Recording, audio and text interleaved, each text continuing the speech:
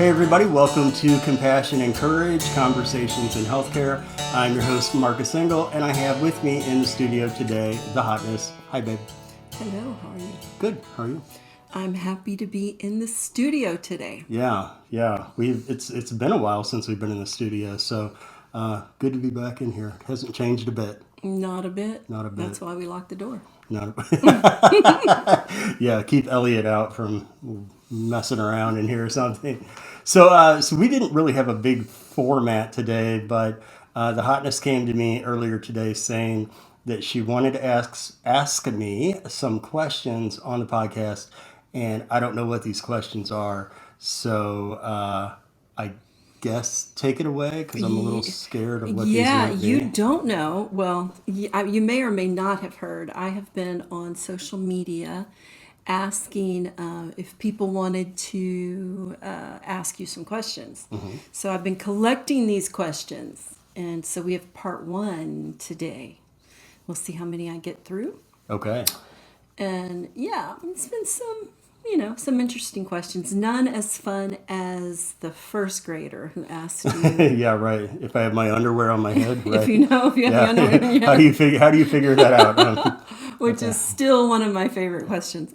And I love when you talk about that in front of people. That's always one of my favorites. Okay, so I have a couple of questions that people ask me to ask. So I'm going to do that right now. And you don't know what these are, but some of them you can probably guess.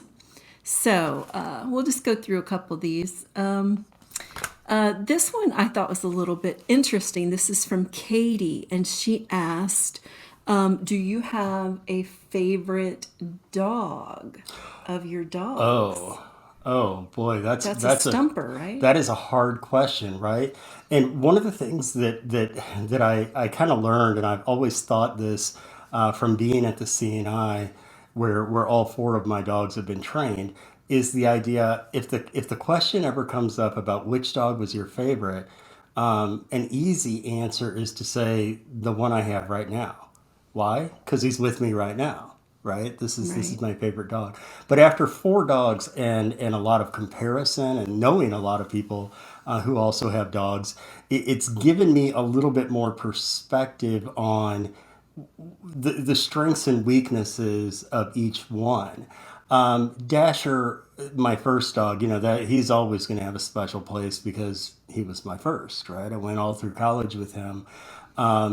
It seems like each of my dogs have been with me during the exact right time of my life to have that specific dog. Carson was with me just after I got out of college, and I was a single guy living on my own, and Carson was just a great dog. He was never intimidated by like anything. I mean, my boys and I would take him out to the club, and here's Carson in the club. No, but and he handled that. He just did not mind at all. Garrett came along about the time in my life whenever travel really started picking up. Garrett did so great at travel. He did great in New York with us living up there, and Elliot is just he's also had a lot of travel, at least in his first 3 years. Maybe not these last 2 years because of the pandemic, but in his first 3 years, Elliot has flown a lot with me, and we just had our 5 year anniversary. Elliot and I had our 5 year anniversary just a couple of months ago, and wow, I think about that it's been now over 20 years of my life that I've had 25 years of my life that I've had a dog by my side. And Elliot, I guess, is my favorite because he's with me right now. But each of them have really had almost a synchronicity about the timing that they were with me, right? Carson today would be really hard because Carson wanted to walk 5 miles a day, and my lifestyle doesn't afford that at the moment. But it does seem like maybe we have to believe in the metaphysical powers of the universe to place us with the right person, place us with the right dog, and yeah. So that's kind Yeah. of a roundabout question, and it's a hard one to answer. It's like, which is your favorite child? Well, Right. I'm sure you have one, but You don't you don't tell. tell. Right. No, right. I kind of wondered that too.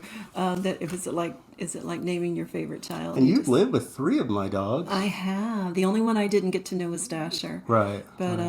we actually, there's a chapter in Everyday Inspirations about the first three dogs, and their very distinct personality and Hmm. how much fun they were. So I thought about that with that question. So You got another question? I do. Okay. Marlene, and I actually thought it was Marvelyne when I when I saw it, which would be really weird because there's not many Marvelines. What was your so thank you, Marlene. What is your favorite part of traveling? People, getting to meet people at hospitals, at conventions, people. The people? But you know, the other thing, it's my least favorite part of traveling. Yeah, what is it? People, Oh right? no, I thought you were And going to say airline seats. no, no well, yeah, that kind of too. But So no, I mean, people? no, I mean, You're I guess kidding. that's what everybody says. You know, it's working with people. You'll have some of your greatest joys and some of your biggest frustrations. Whenever we're at an event, a conference, or something like that, meeting everybody who's there in the audience, being at a hospital, being able to walk around on the floors at hospitals and get to talk to the nurses and the docs and the techs and therapists that are interacting with patients. That's always super cool. Whenever I say people is the hardest part of travel, I'm thinking of the actual physical travel, like being on an airplane, being in the airport, waiting for an Uber driver to show up. Those are the kind of things. But yeah, I mean, what a great job I have. We get to go cool places, get to meet the most compassionate human beings on the planet, those that are in healthcare, get to go some cool places. Although tomorrow we're going to a hot place called Phoenix. But yeah, I mean, the travel game, it's I guess after so many years of traveling, to me, taking a flight to California or taking a flight across country is really not that much different than you know, our neighbors drive a mile or two away for his commute to his job. Right. It's just I get on an airplane and, you know, spend 3 or 4 hours on that airplane to get where I'm going, and sometimes that can get kind of tough. But the people that I get to meet, the stories that I get to hear Hmm. after I have keynoted, that's just a priceless experience. And I feel so fortunate that I get to tag along for it. I get to I don't know if tag we've asked along. this question before, but is there a favorite place that we've gone of yours? Ooh, oh man. I fall in love with so many places as we go that it would be impossible for me to pick. I mean, New York is always a favorite for you, right? New York is my city. Mm, mm-hmm, But so many of these places I fall in love with when I'm there. mm-hmm. I love I have so much diversity in what kind. I love the country, I love the city, I love the ocean, I love the mountains, I love the desert. So I what about you though? You know, getting to speak in Honolulu was pretty cool. Oh, you know, I'm not going to disagree. Yeah, getting to there's just again, for me, it's not so much about the place; it's about the people. I got to speak a few years ago in Monterey Bay, and you know, we got to go out, take a sailboat out on the ocean, and there's dolphins, and there's, I don't even know what else, whales and Otters. sea otters and seals and all these kind of things, just all around the boat, and that's a really cool experience. But it doesn't even compare with getting to sit in the room the next day with 200 trauma professionals who are there and just want to do a better job to help save lives and to help provide compassion to those who are hurting. So I love the places we get to go, but it's the people. It's always the people. I really could not agree more, and maybe that's actually what these places have in common, because we've been in places where you can't name the scenery, you can't name, you know, oh, it had a fabulous ocean or whatever. It's in the middle of nothing exciting, and you know, you kind of stayed in a hotel that wasn't exciting and you ate at the Dairy Queen or the Arby's, but the people were Fabulous.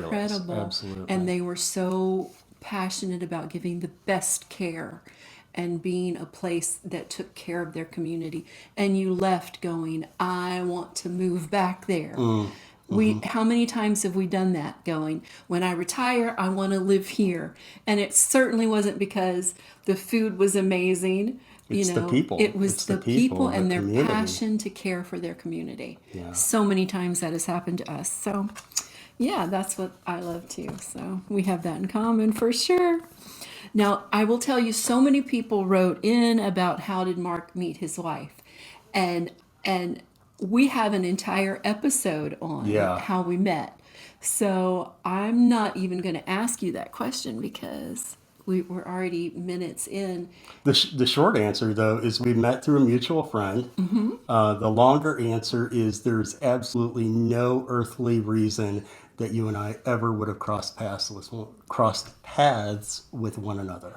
I have no reason. There's a dog involved. There's a dog involved, yeah. The So go back internet's and involved. listen. The internet is involved. Books are involved, Yeah. and go find that Go find that episode because episode. we unpack it, and it was pretty miraculous. So and now I want to ask you a question that you ask people on the podcast when you interview some of these amazing guests that you have.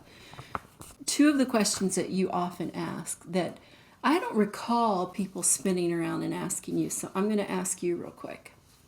If you were stranded on a desert island Yeah.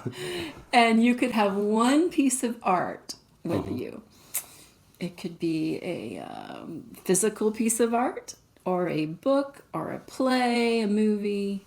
What would you have with you? I've actually thought about this some. Visual art does nothing for me. I really I don't figured care that. anything for sculpture, right? Yeah, I would have to have, it's either got to be a book or an album. Um, I kind of figured that. yeah, a book or an album. And if it were to be a book, that book would probably be A River Runs Through It by Norman MacLean. Ooh. And if it were an album, it would have to be Bruce Springsteen live at Madison Square Garden. Because it's like a Oh, 3 or 4 album set, and it's yeah. really long. And I love all the, Springsteen can go from rock and roll to country to quiet love songs to just driving hard rock. It's such a variety in the music, and of course I love lyrics, so the writing would always appeal to me. Those are my two. How I about you? oh me. This is a cop out of an answer, Hmm. but I would have to take something to create with. Mm. Is that okay? Hmm. Can I answer that Hmm. way? So, something to either paint with or write with, because I would lose my mind if I didn't have a way Yeah. to create. So, You would. The creative the creative streak in you needs to come out yeah. frequently. Yeah, so rather, not that I wouldn't love to have art with me of some sort, but I would have to take a paintbrush or a typewriter or pen or something. Something. I'd be creating something. And then I'm going to just ask one final question. Okay. What would the billboard be? This is also stealing from This is you. also stealing my very own So, questions. if you had a billboard that you could put up, It's the biggest billboard on the highest mountain in the world. What is your message to humanity? yes, that one. That's your question. My message to humanity would be the same message that I've been teaching and preaching for decades now, and that is to be present. Be present, stay here in the moment, be here in the moment, not thinking about what's going to happen tomorrow, not worrying about the future or fretting over something that happened in the past, but be present here and now. Be present. Be present. Be present. I think that's a fantastic message for all of us. And thank you, because that's a great message that you practice, and you encourage our whole family to practice, and you encourage me to practice, and I do appreciate that. And I'm not always very good at being present. I need that reminder to myself frequently. So that billboard would also have Braille on it, or or be have an accessible manner some way, because I need that reminder, just like I think we all do. Yes, I think we all do too. Yeah. So I have a few more, so we'll do You part want to two do another one or sometime. two? Or, oh, okay. Well, No, we'll do. yeah, let's do part two sometimes. Okay. Part deux. Part deux. We're French I'm French today.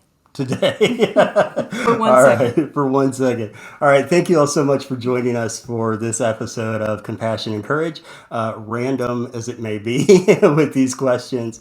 Thank you all so much for being part of this. Thank you for subscribing and sharing, rating and reviewing. If you have other things that you'd like us to talk about on the show, we're more than happy to explore different ideas. If there's anything specific to patient care, patient experience, compassionate communication, blindness, two people living together, one with a disability, one without. You want any kind of that commentary, more than happy to answer those kind of questions too. So again, thank you all so much for joining us for this episode of Compassion and Courage. This is the podcast where we teach compassionate communication, provide perspective, and inspire resilience.